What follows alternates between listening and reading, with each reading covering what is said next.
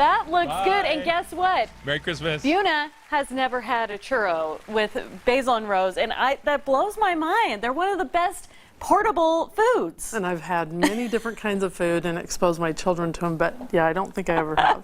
Yes, I'll have to try one now. Well, your last name is Tomalino. Is that Italian? Okay, so you do know good food then, if I may stereotype. I'm not Italian at all. My ex-husband is. Your ex-husband, okay. But Let's go down a different road, which is holiday cheer. Well, you've learned to pick yourself up and to create things with your shop. And what are we doing today? What's the We're DIY? making herbal vinegars. Herbal vinegars. Now tell me about this. I've never really heard of or seen these. So herbal vinegars are a great gift for the holidays. You can add them to food for the holidays, make things kind of special.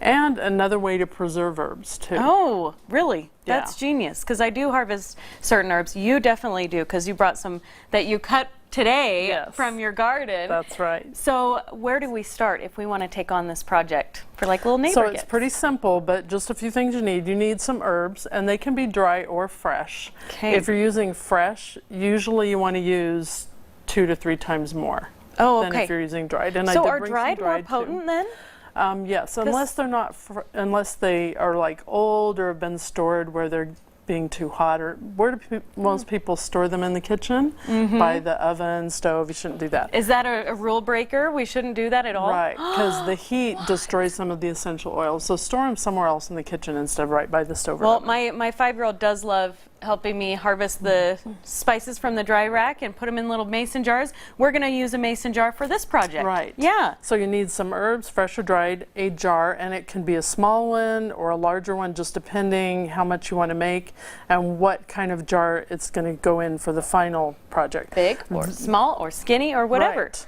And you have a funnel. And I have different jars here for the funnel. So this is a funnel. We actually have it basil and rose. A friend of mine invented it. It fits right on the rim of a mason jar of any size. So you can get that tip. at your shop? Yes. Awesome. So that just helps everything to go in the jar like you actually want it to. So what are we putting in the jar? Rosemary, and I'm going to have you do that if you'd like to. Put me to work. And what you might want to do is cut it in half, because you want all the herbs to be immersed in the vinegar. None of them should be above it. Rosemary should be a perfume if it's not already, because I love the smell and taste of rosemary. And it's supposed to be good for your memory too. Is it really? I Yes. definitely need more rosemary then. That's my body trying to tell me something. All right, so we're putting those in. And then you need a vinegar, obviously. You don't want to use distilled white vinegar. It should not be used in or on the body.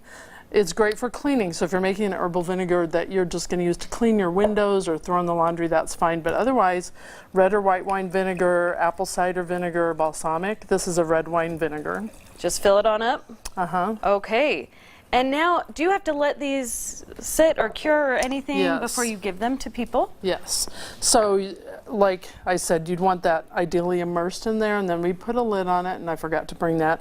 And then after you have a lid on it, you would put it in a cool, dark place for about 2 weeks. Now, it might be fine in a week. In fact, lavender is pretty strong, so a week is usually just fine. Okay. And you just let it sit there, then you take it out, and you can strain the big stuff through a big strainer like this. And then I like to use cheesecloth or a coffee filter to get out just all the little kind of stuff. And that's how you get it into one of these and decorative. then you put it into one of these jars. Now, okay, we're out of time. What was your last point? I was just going to say these are all recycled jars. Okay. Vinegar was in them, apples, olive oil. Just make sure it's clean. I love that you recycle your jars. I feel the urge to do the same. So this is a way that you can upcycle that glass and give your neighbors a really awesome gourmet treat, or just yourself. Thank you, Buna. Where do we find you? Basil and Rose on 2110 Orchard Drive in Bountiful. Awesome. Thank you so much. And we'll link you over on our website. But first, let's head over to Buddha with the Vroom Vroom tour.